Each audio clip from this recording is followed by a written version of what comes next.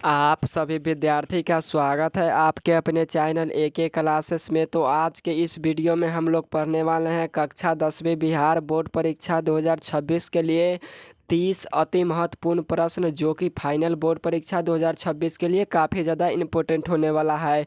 और यह सभी किताब से गेस किया गया प्रश्न है। तो आप लोग अगर यह 30 ऑब्जेक्टिव क्वेश्चन कर लेते हैं तो आपके फाइनल बोर्ड परीक्षाओं में इन प्रश्नों में से बहुत सारा प्रश्न देखने को मिलेगा। तो चलिए आज का क्लास हम लोग फाइनली स्टार्ट करते हैं और सभी क्वेश्चन को बारीकी तरीके से पढ़ते हैं। उससे पहले आप सभी विद्यार्थी से रिक्वेस्ट है कि इस वीडियो को जरूर लाइक कर लीजिएगा और अपने दोस्तों के पास शेयर करके सब्सक्राइब करके नोटिफिकेशन को जरूर ऑन कर लीजिएगा। तो चलिए यह सभी महत्वपूर्ण ऑब्जेक्टिव क्वेश्चन को पढ़ते हैं।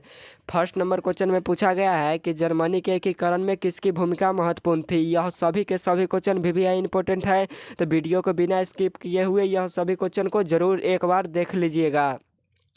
इंपॉर्टेंट क्वेश्चन है, 100% आपके फाइनल बोर्ड परीक्षा में पूछे जाते हैं। नेक्स्ट आपसे क्वेश्चन पूछा है कि जर्मनी के एकीकरण में किसकी भूमिका महत्वपूर्ण थी। तो यह बिस्मार्क की भूमिका महत्वपूर्ण था। वन का राइट आंसर ए होगा, बिस्मार्क की भूमिका महत्वपूर्ण था। और गैरीबाल्डी पेशे से एक नाविक व्यक्ति थे। तो आप लोग यह दोनों क्वेश्चन जरूर याद कर लीजिएगा। अगला नंबर क्वेश्चन है 2 नंबर कि रक्त और लोह नीति का अवलंबन किसने किया। तो रक्त और लोह नीति का अवलंबन किसने किया था, तो बिस्मार्क ने किया था। 2 का राइट आंसर बी होगा, बिस्मार्क ने ही किया था, रक्त और लोह नीति का अपनाया था। तो आप लोग इसे जरूर याद कर लीजिएगा। अगला नंबर क्वेश्चन है 3 नंबर कि वार एंड पीस किसने लिखी। तो वार एंड पीस किसने लिखा था, तो लियो टोल्स्टॉय ने लिखा था। 3 का राइट आंसर ए होगा, लियो टोल्स्टॉय ने। और वार एंड पीस क्या है, तो वार एंड पीस एक पुस्तक का नाम है। क्या है, तो वार एंड पीस एक पुस्तक है जिसको लियो टोल्स्टॉय ने लिखा था। 4 नंबर क्वेश्चन है कि रूस में कब दासत्व समाप्त किया गया। तो रूस में कब दासत्व समाप्त किया गया था, तो यह 1861 ईस्वी में किया गया था। यह क्वेश्चन आपके फाइनल बोर्ड परीक्षा के लिए काफ़ी ज़्यादा इंपॉर्टेंट है। तो 4 का राइट आंसर डी होगा। 5 नंबर क्वेश्चन में पूछा है कि सोवियत संघ का विघटन हुआ था। तो सोवियत संघ का विघटन कब हुआ था, तो यह 1991 ईस्वी में हुआ था। 5 का राइट आंसर ए होगा, 1991 ईस्वी में सोवियत संघ का विघटन हुआ था। यह भी क्वेश्चन इंपॉर्टेंट है। अगला नंबर क्वेश्चन है 6 नंबर कि हिंद चीन में बसने वाले फ्रांसीसी नागरिक कहे जाते थे। तो हिंद चीन में बसने वाले फ्रांसीसी नागरिक क्या कहे जाते थे, तो उन्हें कोलोन कहा जाता था। 6 का राइट आंसर सी होगा। और अगर यह 30 ऑब्जेक्टिव आप लोग पढ़ लेते हैं तो आपके फाइनल बोर्ड परीक्षा में के लिए काफ़ी ज़्यादा हेल्प हो जाएगा। तो यह 30 ऑब्जेक्टिव क्वेश्चन को आप लोग जरूर पढ़ लीजिएगा। गारंटी के साथ बोल रहे हैं, अगर 450 प्लस स्कोर करना है बोर्ड परीक्षा में तो आप लोग इसे इंपॉर्टेंट क्वेश्चन को जरूर पढ़िएगा। तो 6 का राइट आंसर आपका क्या हो जाएगा, तो सी वाला हो जाएगा, क्योंकि फ्रांसीसी नागरिकों को कोलोन कहा जाता था, हिंद चीन में बसने वाले जितने भी थे उन्हें। तो आप लोग इसे याद कर लीजिएगा। नेक्स्ट नंबर क्वेश्चन है 7 नंबर क्वेश्चन में पूछा गया है कि हिंद चीन में अंतिम युद्ध की समाप्ति के समय अमेरिकी राष्ट्रपति कौन थे। तो हिंद चीन में अंतिम युद्ध की समाप्ति के समय अमेरिकी राष्ट्रपति कौन थे, तो निक्सन था। 7 का राइट आंसर डी होगा, निक्सन था। यह क्वेश्चन 100% आता है आपके पेपर में। 8 नंबर क्वेश्चन है कि होची मिन्ह का सरकार थी। तो होची मिन्ह का सरकार कहाँ थी, तो यह दक्षिणी वियतनाम में था। 8 का राइट आंसर ए होगा, दक्षिणी वियतनाम में। ये भी क्वेश्चन आता है आपके पेपर में। 9 नंबर क्वेश्चन है कि जलियांवाला बाग हत्याकांड के विरोध में किसने अपनी नाइटहुड की उपाधि त्याग दी थी। तो जलियांवाला बाग हत्याकांड के विरोध में किसने अपनी नाइटहुड की उपाधि त्यागा था, तो रविंद्रनाथ टैगोर ने त्यागा था। 9 का राइट आंसर बी होगा, रविंद्रनाथ टैगोर ऐसे व्यक्ति हैं जो जलियांवाला बाग हत्याकांड के विरोध में अपनी नाइटहुड की उपाधि त्याग दी थी। नेक्स्ट नंबर क्वेश्चन है 10 नंबर कि आर्य समाज की स्थापना किसने की। तो आर्य समाज की स्थापना किसने की, तो स्वामी दयानंद सरस्वती ने किया था। 10 का राइट आंसर सी होगा, स्वामी दयानंद सरस्वती ने किया था। और कब किया था, तो स्वामी दयानंद सरस्वती ने 1875 ईस्वी में आर्य समाज की स्थापना किया था, मुंबई शहर में। कहाँ किया था, तो 1875 ईस्वी में मुंबई शहर में किया था। तो आप लोग इतना क्वेश्चन कन्फर्म याद जरूर कर लीजिएगा। यह क्वेश्चन सभी पूछा जाता है आपके बोर्ड परीक्षाओं में। नेक्स्ट नंबर क्वेश्चन है 11 नंबर कि कार्ल मार्क्स का जन्म कहाँ हुआ था। तो कार्ल मार्क्स का जन्म कहाँ हुआ था, तो जर्मनी में हुआ था। 11 का राइट आंसर बी होगा, जर्मनी में कार्ल मार्क्स का जन्म हुआ था। और कार्ल मार्क्स कौन सा पुस्तक लिखा है, तो दास कैपिटल लिखा है। और दास कैपिटल का प्रकाशन कब हुआ था, तो 1867 ईस्वी में दास कैपिटल का प्रकाशन हुआ था। तो आप लोग इतना क्वेश्चन कन्फर्म से ज़रूर याद कर लीजिएगा, यह सभी क्वेश्चन आता है और क्वेश्चन बैंक में भी यह सभी क्वेश्चन कई बार पूछा जा चुका है। तो आप लोग इसे ज़रूर याद कर लीजिएगा। अगला नंबर क्वेश्चन है 12 नंबर क्वेश्चन में पूछा गया है कि पूर्ण स्वराज की मांग का प्रस्ताव कांग्रेस के किस वार्षिक अधिवेशन में पारित हुआ था। तो पूर्ण स्वराज की मांग का प्रस्ताव कांग्रेस के किस वार्षिक अधिवेशन में पारित हुआ था, तो यह लाहौर अधिवेशन 1929 में पारित हुआ था। 12 का राइट आंसर डी होगा, लाहौर अधिवेशन 1929 ईस्वी में। पूर्ण स्वराज का अर्थ क्या होता है, तो पूर्ण स्वराज की मांग का प्रस्ताव रखा गया था। तो आप लोग इसे याद कर लीजिएगा। अगला नंबर क्वेश्चन है 13 नंबर कि इंडियन स्टैट्यूटरी कमीशन का अन्य नाम क्या है। तो इंडियन स्टैट्यूटरी कमीशन का अन्य नाम क्या है, तो साइमन कमीशन है। 13 का राइट आंसर ए होगा, साइमन कमीशन। और क्वेश्चन पूछता है कि साइमन कमीशन भारत कब आया, तो 1928 ईस्वी में। कब आया, तो 1928 ईस्वी में साइमन कमीशन भारत आया था। और 1927 ईस्वी में साइमन कमीशन भारत नहीं आता है, यह क्वेश्चन गलत हो जाएगा। तो 1927 नहीं, 1928 वाला सही होगा। नेक्स्ट नंबर क्वेश्चन है 14 नंबर कि अखिल भारतीय ट्रेड यूनियन कांग्रेस की स्थापना के प्रथम अध्यक्ष थे। तो अखिल भारतीय ट्रेड यूनियन कांग्रेस की स्थापना के प्रथम अध्यक्ष कौन थे, तो लाला लाजपत राय थे। 14 का राइट आंसर बी होगा, लाला लाजपत राय थे। यह क्वेश्चन भी इंपॉर्टेंट है, तो आप लोग इसे ज़रूर याद कर लीजिएगा, आया हुआ पेपर में क्वेश्चन है। नेक्स्ट नंबर क्वेश्चन है 15 नंबर कि वाष्प चलित इंजन का आविष्कार किसने किया। तो वाष्प चलित इंजन का आविष्कार किसने किया, तो जेम्स वाट ने किया था। 15 का राइट आंसर बी होगा, जेम्स वाट ने। नेक्स्ट नंबर क्वेश्चन है कि Tata iron and steel company की स्थापना कब की गई।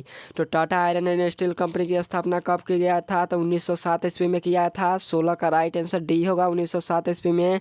और टाटा हाइड्रो इलेक्ट्रिक का स्थापना 1910 ईस्वी में किया गया था। तो यह दोनों क्वेश्चन याद रखिए, एक क्वेश्चन पक्का आएगा।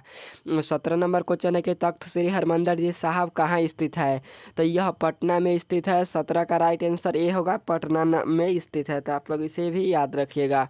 अगला नंबर क्वेश्चन है 18 नंबर कि सासाराम में किस ऐतिहासिक शासक का मकबरा है। तो सासाराम में किस ऐतिहासिक शासक का मकबरा है, तो शेरशाह सूरी का है। 18 का राइट आंसर बी होगा, शेरशाह सूरी का है। नेक्स्ट नंबर क्वेश्चन है 19 नंबर कि नई आर्थिक नीति एनएपी कब लागू की गई थी। तो नई आर्थिक नीति एनएपी कब लागू किया गया था, तो यह 1921 ईस्वी में लागू किया गया था। 19 का राइट आंसर सी होगा, 1921 ईस्वी में। और क्वेश्चन पूछता है कि नई आर्थिक नीति किसने लागू किया। तो नई आर्थिक नीति किसने लागू किया, तो लेनिन ने लागू किया। अप्रैल 30 किसने किया, लेनिन ने किया। बोल्शेविक क्रांति किसने किया, लेनिन ने किया। और नई आर्थिक नीति का भी जन्मदाता लेनिन को कहा जाता है। बोल्शेविक क्रांति कब हुआ था, तो नवंबर 1917 ईस्वी में लेनिन के द्वारा। और लेनिन का मृत्यु कब हो गया, तो लेनिन का मृत्यु हुआ था 1924 ईस्वी में। कब हुआ था, तो लेनिन का मृत्यु 1924 ईस्वी में हुआ था। तो यह सभी अगर क्वेश्चन आपको याद है तो आपके फाइनल बोर्ड परीक्षा में बिल्कुल दिक्कत नहीं होगा। 20 नंबर क्वेश्चन है कि किस अमेरिकी राष्ट्रपति ने न्यू डील लागू की थी। तो ये भी क्वेश्चन पूछा जाता है। तो किस अमेरिकी राष्ट्रपति ने न्यू डील लागू की थी, तो एफ.डी. रूजवेल्ट ने किया था। 20 का राइट आंसर डी होगा, एफ.डी. रूजवेल्ट ने लागू किया था। नेक्स्ट नंबर क्वेश्चन है 21 नंबर की इंग्लैंड में मुद्रण कला को पहुंचाने वाला कौन था। तो इंग्लैंड में मुद्रण कला की शुरुआत किसने किया या पहुंचाने वाला कौन था, तो कैक्सटन था। 21 का राइट आंसर ए होगा, कैक्सटन था। यह क्वेश्चन घुमा घुमा कर आपसे पूछते रहता है। तो 21 का राइट आंसर आपका हो जाएगा, ये वाला होगा। कैक्सटन ऐसा व्यक्ति है जो मुद्रण कला को पहुंचाया था इंग्लैंड में। नेक्स्ट नंबर क्वेश्चन है 22 नंबर कि गुटेनबर्ग का जन्म कहाँ हुआ। तो गुटेनबर्ग का जन्म कहाँ हुआ था, गुटेनबर्ग का जन्म जर्मनी में हुआ था। 22 का राइट आंसर बी होगा, जर्मनी में। और गुटेनबर्ग ने सर्वप्रथम किस पुस्तक की छपाई की थी, तो गुटेनबर्ग ने सर्वप्रथम बाइबिल पुस्तक की छपाई की थी। तो आप लोग इसे भी याद कर लीजिएगा। और समाजवादियों का बाइबिल दास कैपिटल को कहा जाता है। और बाइबिल बाइबिल गुटेनबर्ग ने लिखा था। और समाजवादियों का बाइबिल दास कैपिटल को बोला जाता है, वो जो कि कार्ल मार्क्स ने लिखा था। तो यह दोनों पुस्तक अलग अलग है और इन दोनों पुस्तक के लेखक भी अलग अलग है, जो आपको हम बता दिए। और आपसे क्वेश्चन पूछेगा कि गुटेनबर्ग का जन्म कहाँ हुआ, तो जर्मनी में हुआ। नेक्स्ट नंबर क्वेश्चन है 23 नंबर के, निम्नलिखित में कौन नवीकरणीय संसाधन है। तो नवीकरणीय संसाधन कौन है, तो जल हमारा नवीकरणीय संसाधन है। 23 का राइट आंसर सी होगा, जल। सौर ऊर्जा, पवन ऊर्जा, ज्वारीय ऊर्जा, यह सभी के सभी नवीकरणीय संसाधन है। 24 नंबर क्वेश्चन में पूछा है कि किस मृदा में ह्यूमस की मात्रा नगण्य होती है। तो किस मृदा में ह्यूमस की मात्रा नगण्य होती है, तो लेटेराइट मृदा में होती है। 24 का राइट आंसर ए होगा, लेटेराइट मृदा में निगन्य होती है। और काली मृदा का दूसरा नाम रेगुर मृदा। नेक्स्ट नंबर क्वेश्चन है 25 नंबर की, भारत की प्रथम राष्ट्र नीति जल नीति कब अपनाई गई थी। तो भारत की प्रथम राष्ट्र जल नीति कब अपनाई गई थी, तो सितंबर 1987 में अपनाया गया था। राइट आंसर ए होगा 25 का। नेक्स्ट नंबर क्वेश्चन है 26 नंबर के, विश्व में सर्वाधिक वन आवरण वाला देश कौन है। तो विश्व में सर्वाधिक वन आवरण वाला देश कौन है, तो अपना देश भारत है। 26 का राइट आंसर ए होगा, अपना देश भारत है। नेक्स्ट नंबर क्वेश्चन की तरफ चलते हैं 27 नंबर की, इनमें से कौन अकार्बनिक खनिज है। तो इनमें से कौन है जो अकार्बनिक खनिज है, तो अभ्रक हमारा अकार्बनिक खनिज है। 27 का राइट आंसर डी होगा, अभ्रक। नेक्स्ट नंबर क्वेश्चन की तरफ चलते हैं। अगला नंबर क्वेश्चन में पूछा गया 28 नंबर के कि पैराइट किस प्रकार का खनिज है। तो पैराइट किस प्रकार का खनिज है, तो धात्विक खनिज है। 28 का राइट आंसर ए होगा, धात्विक खनिज। और यह क्वेश्चन आता है आपके पेपर में, तो आप लोग इसे कंफर्म याद कर लीजिएगा, आता है यह क्वेश्चन। अगला नंबर क्वेश्चन है 29 नंबर के, निम्न में से कौन सा कोयला घटिया किस्म का है। तो इनमें से कौन है जो कोयला घटिया है, तो पीट कोयला सबसे घटिया होता है। 29 का राइट आंसर बी होगा। और क्वेश्चन पूछता है कि सबसे अच्छा कोयला कौन है, तो एंथ्रासाइट कोयला 4 प्रकार के होते हैं। भारत में मुख्यतः बिटुमिनस कोयला पाया जाता है। और आपसे क्वेश्चन पूछ लेता है कि कोयला कितने प्रकार के, तो 4 प्रकार के। 30 नंबर क्वेश्चन है कि दुधवा राष्ट्रीय उद्यान कहाँ है। तो दुधवा राष्ट्रीय उद्यान उत्तर प्रदेश में है। 30 का राइट आंसर सी होगा, उत्तर प्रदेश में दुधवा राष्ट्रीय उद्यान है। नेक्स्ट नंबर क्वेश्चन है 31 नंबर की, भारत का सबसे बड़ा खनिज तेल उत्पादक क्षेत्र कौन है। और यह आज का लास्ट क्वेश्चन है, तो इसका राइट आंसर सी होगा, मुंबई हाई है, जो भारत का सबसे बड़ा खनिज तेल उत्पादक क्षेत्र है। तो आप लोग इसे कन्फर्म याद कर लीजिएगा। डिगबोई इसका आंसर नहीं होगा, राइट आंसर मुंबई हाई होगा, यानी सी वाला ऑप्शन राइट होगा। तो आज का क्लास समाप्त करते हैं, फिर मिलेंगे नेक्स्ट क्लास में। अगर वीडियो में किसी प्रकार का आपका डाउट हो, आप लोग कमेंट जरूर कर लीजिएगा। और यह वीडियो कैसा लगा आप लोग ये भी ज़रूर बताइएगा। और PDF अगर आपको लेना चाहते हैं तो व्हाट्सएप ग्रुप के नीचे लिंक दिया हुआ है, आप सभी विद्यार्थी जाइए और हिंदी का PDF ले लीजिए। बहुत जल्द सोशल साइंस का भी PDF मिलेगा। तो ओके बाय, फिर मिलेंगे नेक्स्ट क्लास में। अगर किसी प्रकार का डाउट हो तो कमेंट जरूर कीजिएगा। बाय।